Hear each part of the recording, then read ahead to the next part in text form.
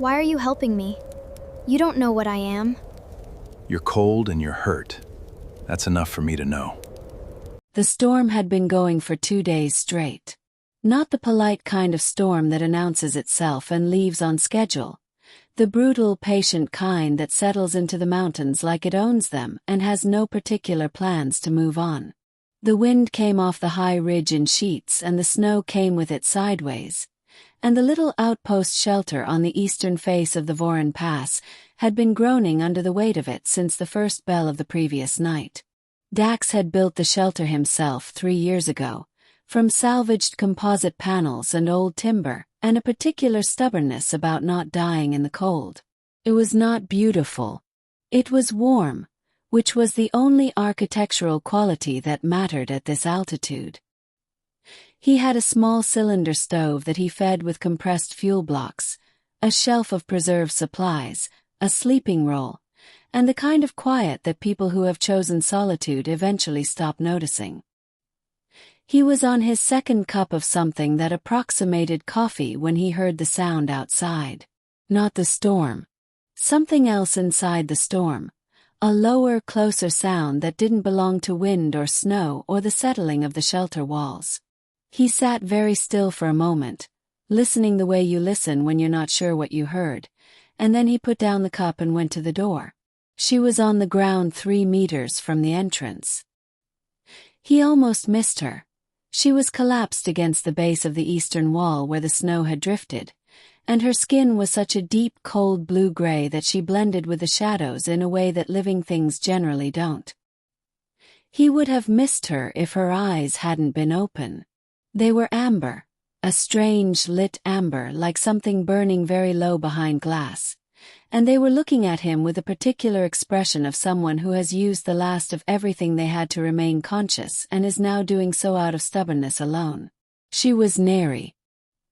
He recognized the skin, the luminescent eye color, the faint geometric markings along her arms.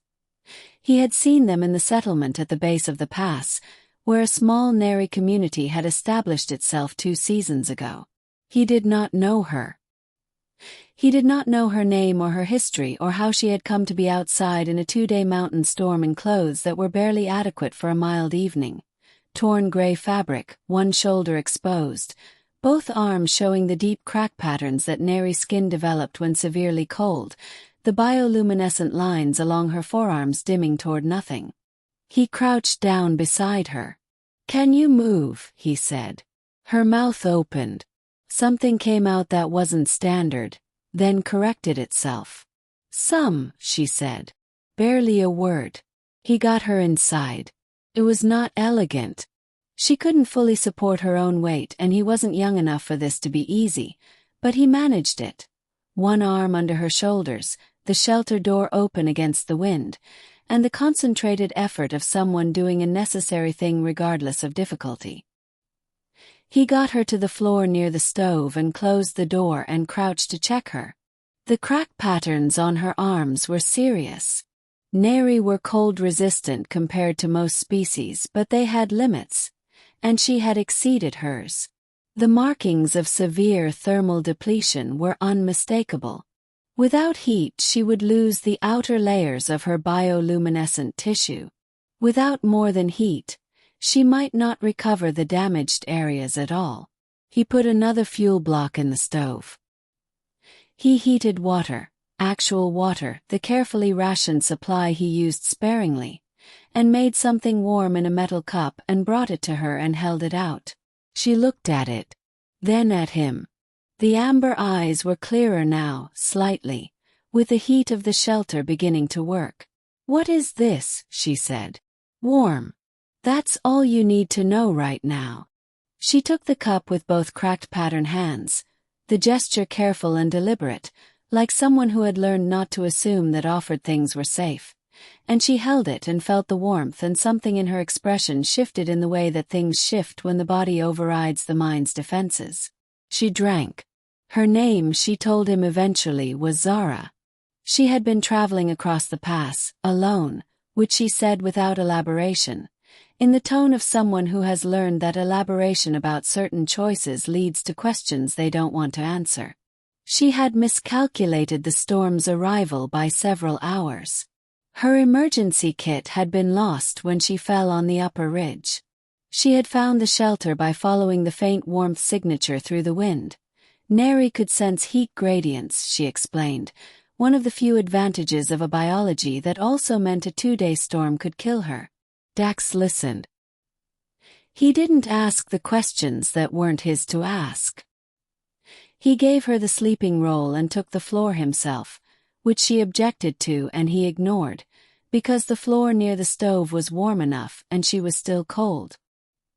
He checked her arms. The crack patterns were stabilizing, the bioluminescent lines beginning to rebuild their glow as her body temperature recovered. Not fully, not quickly, but the right direction. In the middle of the night she spoke in the dark. "Why are you doing this?" she said.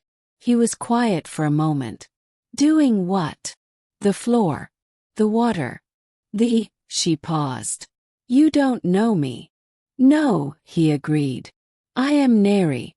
Some people in the settlements don't." "I know some people in the settlements," he said. "I'm not them." Another silence. The storm pressed against the walls. The stove made its small steady sound.